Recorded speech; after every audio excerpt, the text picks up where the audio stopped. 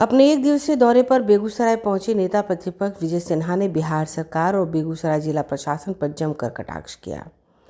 उन्होंने कहा, बेगूसराय आज जंगलराज और गुंडाराज के आगोश में चला गया है, जबकि बिहार की यह एक महत्वपूर्ण औद्योगिक नगरी है। बड़ी बड़ी घटनाओं के बाद भी सरकार के द्वारा यहाँ पर भ्रष्ट पदाधिकारी पर एक्शन नहीं लिया जाता और भ्रष्ट पदाधिकारी माफिया से गठजोड़ कर अवैध कमाई में लगे हुए हैं। उन्होंने घटना का जिक्र करते हुए कहा कि 1 वर्ष पूर्व बेगूसराय जिले के बछवाड़ा से लेकर चकिया तक अपराधियों ने सीरियल फायरिंग की घटना को अंजाम दिया, लेकिन उस मामले में पुलिस की लीपापोती की गई। सही अपराधियों को छोड़कर निर्दोष लोगों को फंसाया गया, जबकि उक्त घटना में शराब के टैंकर को जिले से बाहर निकालने के लिए घटना को अंजाम दिया गया था। यही वजह है कि आज शराब माफिया और पुलिस की गठजोड़ की वजह से आज शराब माफियाओं के द्वारा बेगूसराय में एक दरोगा की कार से रौंदकर हत्या कर दी गई। वहीं बेगूसराय में लगातार डकैती की घटनाएं सामने आ रही हैं। चिकित्सकों से रंगदारी मांगी जा रही है, ज्वेलर्स की दुकान को लूट लिया जाता है। हद तो यह है कि अब आम लोग अपराधियों से अधिक पुलिस से खौफ खा रहे हैं।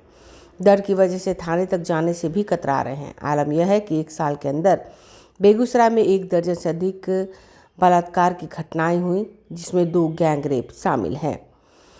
पुलिस इन सारे मामलों में निष्क्रिय साबित हुई। विजय सिन्हा ने सवाल उठाते हुए कहा कि आखिर ऐसी क्या वजह है, इतनी वारदातों के बावजूद भ्रष्ट पुलिस अधिकारी पर कार्रवाई तो दूर, उनका तबादला भी नहीं किया जा रहा है। उन्होंने कहा, नीतीश कुमार को सुशासन के लिए एनडीए में लाया गया था, लेकिन आज वह कुशासन की गोद में बैठकर दुशासन बन गए हैं। इस बात का फैसला जनता करेगी। ब्यूरो रिपोर्ट, आंखें न्यूज़ 24। और ऐसे भ्रष्ट प्रशासन जिनसे नहीं संभलता जिला, उनको आप बेगूसराय जैसे जिले में जो संवेदनशील है, औद्योगिक, बिहार की औद्योगिक राजधानी के रूप में जाना जाता है, और यहां अच्छे प्रशासन रेप की घटनाएं बेगूसराय जिले के अंदर घटित हुआ है। 2 गैंग रेप भी हुआ है, और इसके बाद भी यहां का प्रशासन अपनी जिम्मेवारी को मानने का खेल, इन लोगों की संपत्ति की जांच भी होनी। देखिए, आपराधिक घटना पूरे बिहार में चरम पर है और बेगूसराय अव्वल है। आखिर बेगूसराय के अंदर अपराधियों का मनोबल इतना क्यों बढ़ा? कौन इसके लिए जिम्मेवार है? इसकी समीक्षा सरकार को करनी चाहिए। बछवाड़ा से चकिया तक 4 थाने तक गोलियों की बौछार होते रही शराब माफियाओं के द्वारा। उस मामले में खाना पूर्ति का खेल बहुत बड़ा हुआ। कई लोगों को पकड़े, बाद में आपने छोड़ दिया। पैसे की जमकर उगाही हुई, लेकिन उसके तहकीकात और उसके अंदर कि सच को उजागर क्यों नहीं किया गया? आज इसके कारण शराब माफियाओं का इतना मनोबल बढ़ा कि दारोगा की हत्या कर देता है, और दारोगा की हत्या पर यहाँ के कप्तान को रहने का कैसे नैतिक अधिकार है? जिसका कप्तान उस तरह का 4 किलोमीटर तक गोली चला, उसका उद्भेदन नहीं कर सके।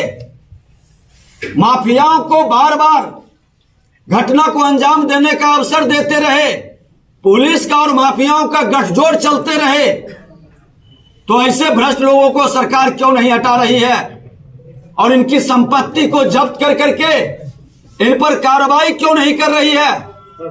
अपराध को रोकना है तो भ्रष्ट पदाधिकारियों को इमीडिएट एक्शन लेना होगा। डकैती हो जाए, एक ही घर, एक ही मोहल्ले के अंदर 3-3 घर के अंदर ज्वेलर्स को दिन दहाड़े लूट ले, डॉक्टरों से रंगदारी मांगे। अब तो यह स्थिति है कि अपराधियों के डर से सत्य को थाना तक ले जाता नहीं है। जानता है कि थाना का उसका मिली भगत है।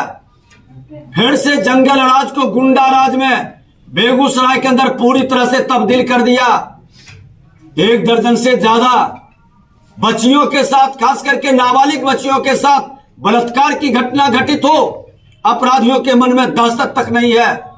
इन तमाम घटनाओं को देखते हुए इमीडिएट बिहार सरकार एक्शन ले और अपराध पर अंकुश लगाए और अपराधियों को सजा दिलाने के लिए स्पीडी ट्रायल शुरू करे और भ्रष्ट पदाधिकारी चाहे थाने के अंदर हो या जिला का कप्तान हो, इसकी संपत्ति की भी जांच करे। और हमेशा जनादेश हमको मिला, लेकिन हमने दूसरे को मुकुट पहनाने का काम किया। लेकिन जनादेश के अपमान करने वाले लोग आज सुशासन के बदले दुशासन के गोद में कुशासन को स्थापित करने के लिए चले गए। उनको पश्चाताप हो रहा है या कहीं न कहीं मानसिक तौर पर बीमार है।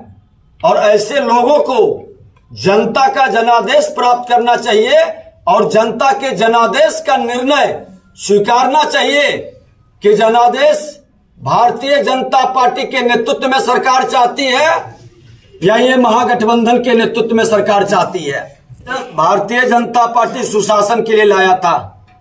कुशासन की गोद में बैठकर और बोली और गोली की राजनीति करने वाले के लिए कोई जगह नहीं बचेगा। ये चुनाव का लॉलीपॉप भी नहीं, शिक्षकों के भविष्य के साथ खिलवाड़ है। शिक्षकों का अपमान, जनता के बीच शिक्षकों के विश्वास को समाप्त करना और जिस तरह से प्रताड़ित कर करके हमारे शैक्षणिक वातावरण को कमजोर किया जा रहा है। अरे आप फैसिलिटी नहीं दीजिएगा, फैकल्टी की व्यवस्था नहीं बनाइएगा, आधारभूत संरचना का व्यवस्था नहीं करिएगा और रोज नियम जारी करिएगा। ये सरकार की मंशा साफ रहती तो आप 7 निश्चय में जो पैसा लुटाने का खेल खेले, जल जीवन हरियाली में पैसा लुटाने का खेल खेले, विद्यालय बनाने में क्यों आपने रुचि नहीं दिखाया? शिक्षकों की अस्थायी बहाली, हर साल 1 लाख शिक्षक बहाल होता, कौन रोका था 33 साल में? ये मजाक है शिक्षकों के साथ और बिहार के शिक्षा व्यवस्था को बर्बाद करने का एक सुनियोजित खेल है। और अभी चुनाव का पीरियड आया है तो ये तमाम घोषणाएं करेंगे बिना नियम कानून और आधार के, बिना आर्थिक वित्तीय व्यवस्था किए। अगर आपने अभी तक हमारे चैनल को सब्सक्राइब नहीं किया है तो हमारे चैनल को जल्द से जल्द सब्सक्राइब करें, लाइक करें, शेयर करें और कमेंट।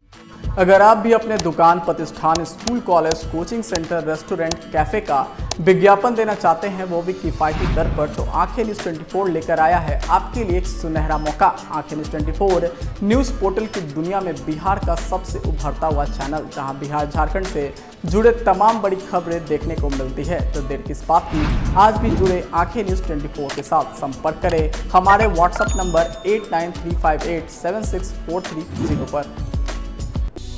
क्या आप पत्रकारिता के क्षेत्र में अपना कैरियर बनाना चाहते हैं? तो आज ही Royal Ashoka Institute of Mass Communication and Journalism में अपनी जगह सुनिश्चित करें। आर्यभट्ट ज्ञान विश्वविद्यालय पटना से मान्यता प्राप्त 100% प्लेसमेंट के साथ royal Ashoka Institute of Mass Communication and journalism नामांकन जारी है।